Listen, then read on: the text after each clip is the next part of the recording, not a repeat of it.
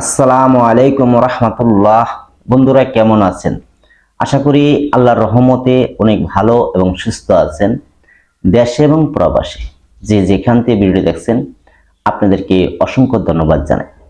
আজকে আমি অনেক দিন পর একটি ভিডিও নিয়ে আপনাদের মাঝে হাজির হয়েছি। যে অনেক বন্ধুরা বলে থাকে, ওস্তাদ জি আপনি তো অনেক দিন হয় ভিডিও দেন না। আজকে একটি ভিডিও নিয়ে হাজির হয়েছি, কারণ ব্যস্ত থাকার কারণে আপনাদেরকে ভিডিও দিতে পারি না। কেউ মনে কষ্ট পাবেন না। ইনশাআল্লাহ আমি চেষ্টা করব যে একদিন দুদিন পর পর ভিডিও দেওয়ার জন্য। আমি যখন ফ্রি থাকবো তখন আপনাদের জন্য একটি ভিডিও আপলোড করবো ইনশাআল্লাহ। আজকের ভিডিওটি হলো, যারা বহুদিন যাবৎ পরি বা জিন সাধনা করে থাকেন, বা আপনি পরি জিন সাধনা করে কবিরাজি করবেন, বা দেখা যায় আপনার ফ্যামিলিতে বা আপনার উপরে কেউ কালো জাদু করে, তারপরে জিন চালান করে, তারপর দেখা যায় আপনার উপরে কুফরি কালাম করে থাকে, আপনাকে অসুস্থ করে ঘরে ফেলায় রাখে, শত্রুরা জাদুটনা বান চালান কুফরি করে আপনাকে অসুস্থ করে ঘরে ফেলায় রাখে। তার জন্য আপনি বিভিন্ন কবিরাজের কাছে দৌড় পাড়তে হয়, বিভিন্ন ওজা তান্ত্রিকের কাছে যেতে হয়। আজকে আপনাদেরকে এমন কিছু কথা বলবো, আপনি যদি এটি ভিডিওটি সম্পূর্ণভাবে দেখে বুঝে আপনি আমল করতে পারেন, আপনার জীবনটাকে সাজাতে পারেন, ইনশাআল্লাহ আপনি কারো কাছে যেতে হবে না চিকিৎসা করার জন্য। আপনি নিজেরটা নিজে পারবেন, বরঞ্চ আপনি মানুষের উপকার করতে পারবেন। পরি জিন মোয়াক্কিল সাধনা বা কবিরাজি যে রহস্য রয়েছে, গোপন কিছু কথা রয়েছে, গোপন যেই বিষয়গুলি রয়েছে আজকে এই ভিডিওতে আপনাদের মাঝে তুলে ধরব। স্কিপ না করে পুরো ভিডিওটা দেখেন। আর আরেকটি বিষয়, আমাকে কেউ ডাইরেক্ট ফোন দিবেন না, আপনি লিখে পাঠাবেন না, ভয়েস দিবেন। আমি যখন ফ্রি হব তখন আপনাকে উত্তর দেব। আমি যখন ফ্রি হব তখনই আপনাকে উত্তর দেব, অপেক্ষা করবেন। যাই হোক, আজকে যে বিষয়টি আপনাদের মাঝে তুলে ধরব, যারা বহুদিন যাবত আপনি কবিরাজি করেন বা পরিসাধনা করেন, কাজ হয় না, তাদের জন্য আজকের এই ভিডিওটি। দেখেন, কবিরাজি যে বিষয়টা রয়েছে, বা দেখা যায় এই পরি বা জিন সাধনার যে বিষয়টি রয়েছে, যে পরি জিন ছাড়া কবিরাজি করলে সেটা দ্রুত ফায়দা পাওয়া যায় না। পরি জিন লাগে। কিভাবে লাগে? আপনি যেটা দিয়ে কাজ করবেন, আপনি কোরআন থেকে কাজ করবেন। যখন কোরআনে একটি আয়াত পড়বেন, একটি হরফ পড়বেন, বা যে কোনো একটি সূরা আপনি পাঠ করলেন, ওই সূরার একজন মুয়াক্কিল রয়েছে, ওই সূরার একজন মুয়াক্কিল রয়েছে, যে আপনি এই আমলটা যখন করবেন, এই সূরাটা বা এই আয়াতটা পাঠ করবেন, একটা নিয়ম আছে আমলের। ওই নিয়ম অনুযায়ী ওইটার জাকাত দিয়ে বা ওটার নিয়ম শর্ত মেনে ওটার উস্তাদ ধরে তারপরে ওই আমলটা আপনি করবেন। তারপরে ওই আয়াতের সাথে যে মুয়াক্কিলগুলি থাকে, সেই মুয়াক্কিলগুলি আপনার কাছে আসবে। আপনি যখন জারফুক করবেন বা জিন রোগের চিকিৎসা করবেন বা জাদুটনা রোগের চিকিৎসা করবেন, যত প্রকার চিকিৎসা আছে, আপনার উপরে কেউ জাদু করছে, সে জাদু কেটে দিবেন। সবকিছু কোরআনের আয়াত পড়ে ফু দিয়ে কাটতে হবে। তখন ওই মুয়াক্কিল কি করবে? আল্লাহর পক্ষে থেকে যখন আপনি আল্লাহর প্রতি বিশ্বাস একিন রাখবেন, রেখে আপনি ধরেন যা জিন ছাড়াবেন, ধরেন যা কালো জাদু করেছে আপনার উপরে বা অন্য রোগীর উপরে, সেটা আপনি চিকিৎসা করবেন। সে কোরআনে আয়াত পড়ে আপনি যখন ফু দিবেন, আর কিছু কিছু কথা আছে সেটা মনে মনে পাঠ করতে হয়, যে কোরআন আয়াত থেকেই পাঠ করার পরে যখন আপনি ওই রোগীর গায়ে ফু দিবেন বা আপনার জাদু আপনি কাটবেন, ব্যবসা বাণিজ্য বা যেটাই হোক, যত প্রকার জাদুটনা করে থাকে সবকিছু আপনি নষ্ট করে দিতে পারবেন এক কোরআনের আয়াত দিয়ে। যে কালো জাদু হোক, কুফরি কালাম হোক, যত ম্যাজিক হোক, সবকে আপনি নষ্ট করে দিতে পারবেন এই কোরআনের আয়াত পাঠ করে। যখন আপনি এই আয়াতগুলি পরে ফু দিবেন, তখন ওই যে মুয়াক্কিল রয়েছে, সেই মুয়াক্কিল আল্লাহর হুকুমে ওই জাদু কুফরি কালাম কেটে দিবে, আল্লাহর হুকুমে দিবে। আল্লাহ ছাড়া কারো কোনো শক্তি নাই। ওই মুয়াক্কিলটাও সে আল্লাহর হুকুমে এই জাদুটা কেটে দিবে।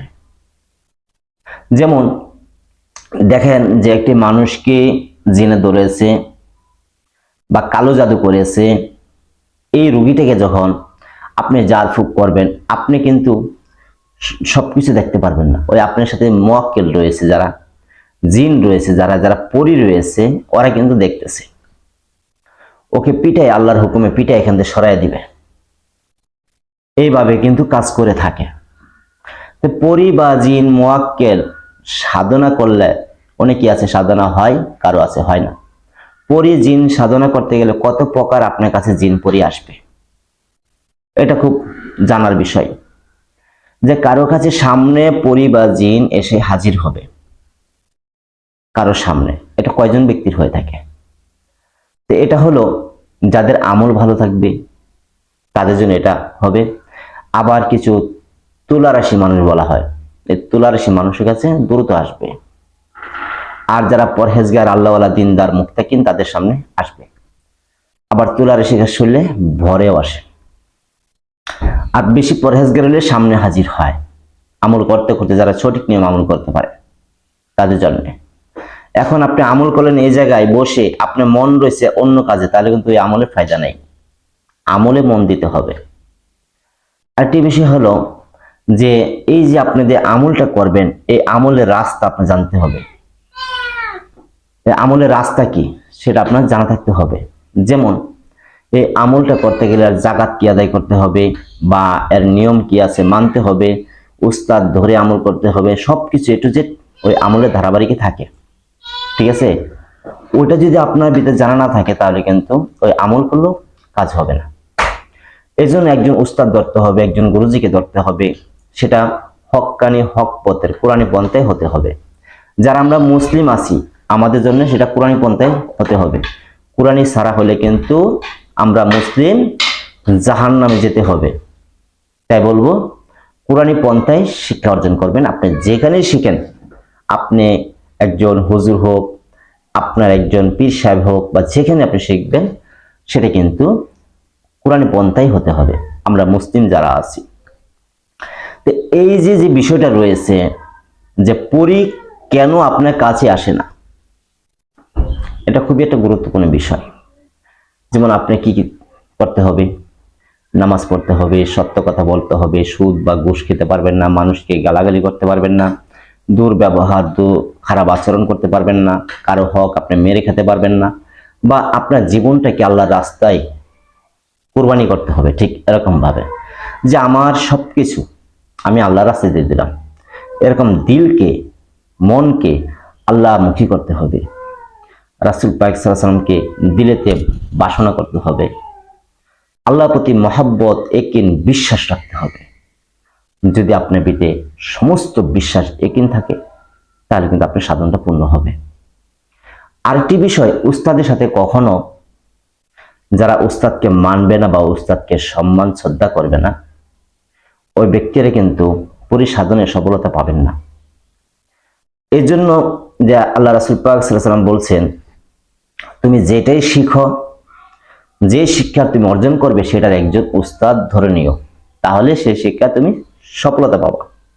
যেমন একজন হাফেজ বলেন, মাওলানা সাহেব বলেন, মুফতি সাহেব বলেন, যেতই আছে, প্রতিটি মানুষের একজন উস্তাদ থাকে। উস্তাদ ছাড়া কেউ কখনো সফলতা পায় না। এই জন্য বলবো, আপনি যেখানে আছেন, ওই মসজিদের ইমাম সাহেব, দেখবেন কিছু কিছু ইমাম সাহেব আছে তারা কিন্তু জিন্নাত রোগীর চিকিৎসা করে, ওসব হুজুরকে ধরবেন, আপনাকে শিখাবে। বা আপনি যেখানে যে পীরের মুরিদ হয়েছেন সেখানে আপনি শিখতে পারবেন, বা আপনি একটি ভালো একটি উস্তাদ ধরে তারপর শিখবেন।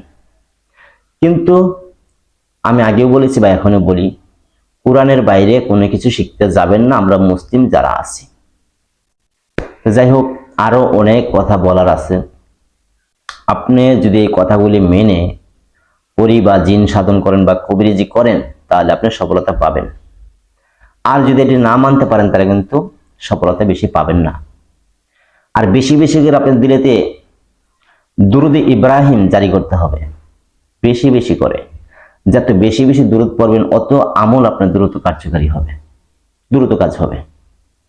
যাই হোক, অনেকদিন পর আজকে একটি ভিডিও নিয়ে হাজির হয়েছি যে আপনারা আমার কাছে যারা শিক্ষা করে থাকেন বা আমার কাছে যারা ক্লাস করে থাকেন, যাদেরকে আমি শিখায় থাকি, অনেকেই আছে মানে মানুষ শিক্ষা কমপ্লিট হয়ে গেছে আলহামদুলিল্লাহ, তারা এখন মানুষের উপকার করে, কাজ করে।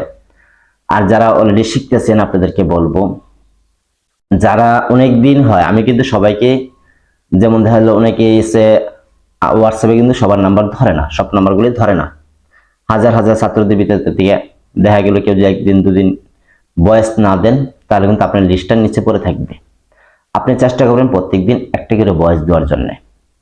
ভয়েসটা শর্টকাট বলবেন, 10-15 সেকেন্ডের ভিতরে শেষ করে দিবেন, শর্টকাট এটি ভয়েস দিবেন। তো যাই হোক, যদি আমার কোনো কথায় কষ্ট পেয়ে থাকেন তাহলে ক্ষমার দৃষ্টিতে দেখবেন। সকলে ভালো থাকবেন। আসসালামু আলাইকুম রাহমাতুল্লাহ।